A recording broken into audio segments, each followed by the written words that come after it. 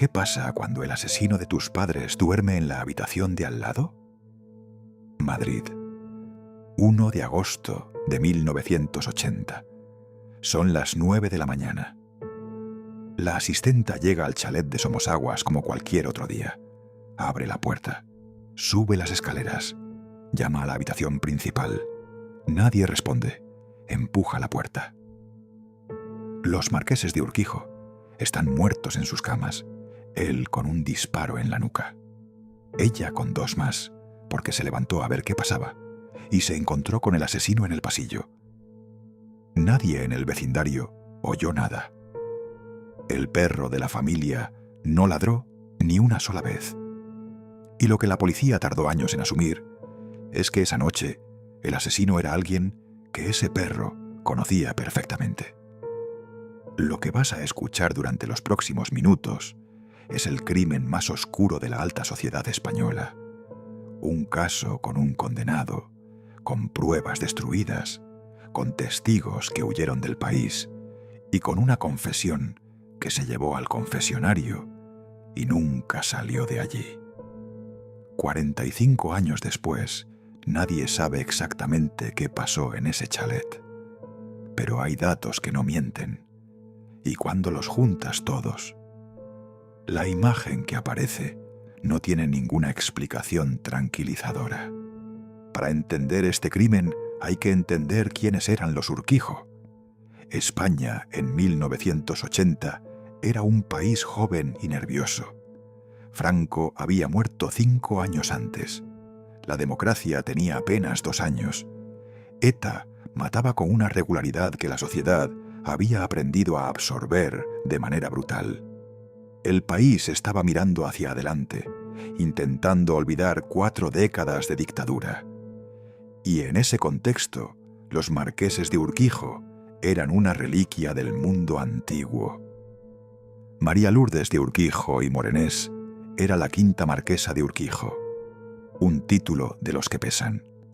Una familia que había construido uno de los bancos más importantes de España, el Banco Urquijo, en el siglo XIX.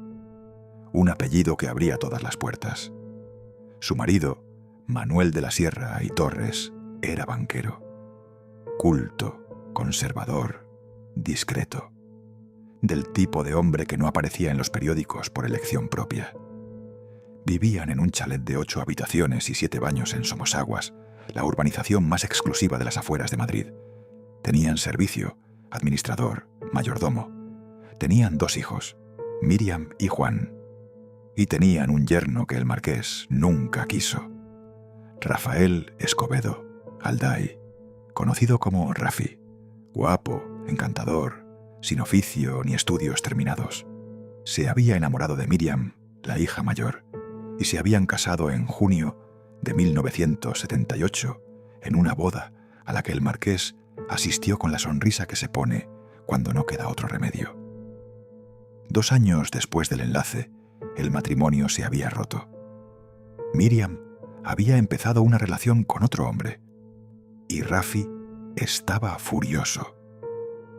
4 días antes del crimen, en una discusión con Miriam, Rafi le dijo algo que ella no olvidaría jamás.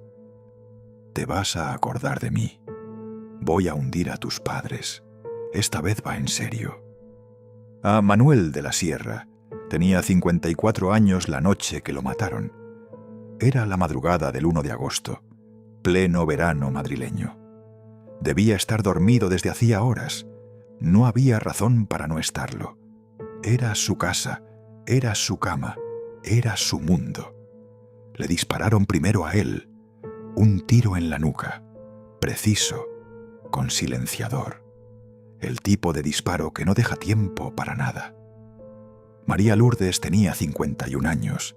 Dicen quienes la conocían que era la columna de la familia, la que tomaba las decisiones cuando había que tomarlas, la que había educado a sus hijos con la misma firmeza con que había defendido el apellido Urquijo durante décadas.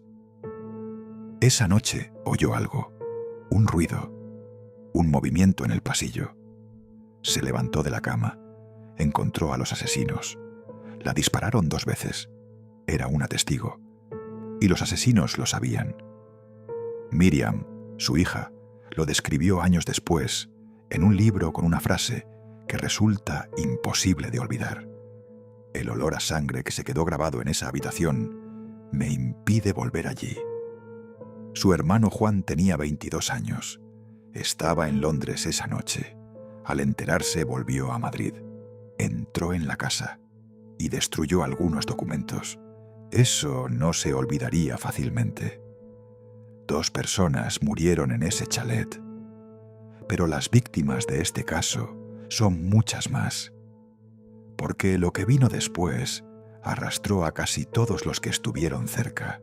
La investigación empezó mal, muy mal. Antes de que llegaran los forenses, el administrador de los Marqueses, Diego Martínez Herrera, entró en la casa. Ordenó lavar los cadáveres. Destruyó documentos de la caja fuerte. Nadie le detuvo, nadie le investigó. Un redactor del periódico El Caso llegó a la escena del crimen antes que la policía. Eso ya dice todo sobre el nivel de la investigación. El arma, una pistola Star olímpica del calibre 22, con silenciador, fue encontrada meses después en el pantano de San Juan, cerca de Pelayos de la Presa. Unos niños la descubrieron jugando. La entregaron al ayuntamiento. Y desde el ayuntamiento, el arma desapareció. Los casquillos que habían encontrado en una propiedad de la familia Escobedo también desaparecieron. Los informes de balística también. Y entonces llegó algo que cambió el enfoque de toda la investigación. La criada dominicana de los Marqueses, que debía estar en el chalet esa noche, no estaba. Se había escapado sin que sus jefes lo supieran para ver al mayordomo del vecino, el banquero Claudio Boada. Si hubiera estado allí, quizás hubiera podido identificar a los asesinos, pero no estaba. Y el perro de la familia, Boli, no había ladrado ni una sola vez esa noche. Lo que eso significa es incómodo de decir. Que el asesino o los asesinos no eran extraños para ese perro, eran alguien de dentro. El 8 de abril de 1981, 8 meses después del crimen, la policía detiene a Rafael Escobedo. La pista había llegado por los casquillos. Casquillos de una pistola registrada a nombre de su padre. Pero esos casquillos también desaparecieron antes de que pudieran ser presentados como prueba en un juicio. Rafi Escobedo, en su primera declaración, reconoció los hechos. Dijo que habían entrado varios en la casa, que la intención era matar solo al marqués, porque le despreciaba, porque nunca le había aceptado, que la marquesa no estaba en el plan, pero no dijo quién había disparado, no dijo con quiénes había entrado. ¿Estaba protegiendo a alguien? Al día siguiente de su detención, 2 personas hicieron algo llamativo. Javier Anastasio, amigo de Rafi y supuesto cómplice, y Diego Martínez Herrera, el administrador de los Marqueses que había destruido las pruebas, tomaron sendos vuelos relámpago a Londres, donde también estaba Juan, el hijo de los Marqueses. Los 3 en Londres. Al día siguiente de que detuvieran a Rafi. Meses después, Rafi se retractó de su confesión. Dijo que había sido torturado por la policía, que era inocente, pero el tribunal no le creyó. Fue condenado a 53 años de cárcel como autor de los asesinatos. Y entonces Rafi hizo algo que nadie esperaba. Le contó toda la verdad a un cura en el confesionario. Y ese cura fue localizado por los investigadores. Compareció ante el juez y se acogió al secreto de confesión. Rafi le había liberado de esa obligación. El cura no habló igualmente. Lo que Rafi le contó en ese confesionario, nadie lo sabe todavía. ¿Por qué mata a alguien a los suegros? La respuesta obvia es el desprecio. El marqués nunca quiso a Rafi. Lo veía como un parásito, un hombre sin carrera, sin dinero propio, que había atrapado a su hija con el encanto y sin mucho más. Pero los psiquiatras que evaluaron a Rafi durante el proceso dijeron algo más matizado. Lo describieron como una persona inmadura, con un afán desmedido de notoriedad, dependiente en sus relaciones, alguien para quien la humillación pública, el rechazo del marqués, el abandono de Miriam por otro hombre, era intolerable. No solo había perdido el matrimonio, había perdido el acceso a ese mundo de dinero y apellidos en el que había conseguido entrar. Y había algo más, algo que los investigadores señalaron como posible móvil económico real. El Banco Urquijo estaba en proceso de fusión con el Hispanoamericano. El marqués Manuel de la Sierra estaba en contra de esa fusión. Sus hijos, Miriam y Juan, estaban a favor. El marqués había vendido además unos bienes personales y quería meter el dinero en una fundación recién creada, lo que hubiera alejado ese dinero de los herederos. Cuando el marqués murió, la fusión se aprobó. Los hijos heredaron. El administrador que destruyó las pruebas nunca fue investigado. El abogado de Rafi lo dijo sin rodeos años después, cuando ya no había mucho que perder. Este caso fue una chapuza nacional, amparada por los poderes públicos. ¿Actuó Rafi solo? Según su propia confesión inicial, no. ¿Quién disparó? Nunca se estableció con certeza. ¿Quién se benefició más de la muerte del marqués? Eso sí está claro, y ese dato no necesita confesión. Rafi Escobedo murió el 27 de julio de 1988 en la prisión de El Dueso, en Cantabria. Había intentado suicidarse varias veces antes. Esa vez lo consiguió, ahorcado con una sábana. O eso dijo la versión oficial. La autopsia encontró 15 miligramos de cianuro en sus pulmones y rastros de cocaína. Su abogado nunca creyó que fuera un suicidio. No tenía ya 34 años. Había cumplido 5 de los 53 a los que le habían condenado. Y se fue sin revelar los nombres que prometió llevarse a la tumba. Javier Anastasio, el amigo que se deshizo del arma y huyó a Brasil, regresó a España cuando el delito había prescrito. Siempre mantuvo su inocencia. Nunca fue condenado. Mauricio López Roberts, aristócrata y amigo de Rafi, fue condenado a 10 años de cárcel como encubridor. Sabía lo que había pasado y no lo denunció. Su hija publicó un libro décadas después, defendiendo que su padre protegió a Rafi por lealtad y que no tuvo nada que ver con los asesinatos. Miriam de la Sierra se volvió a casar 2 veces más.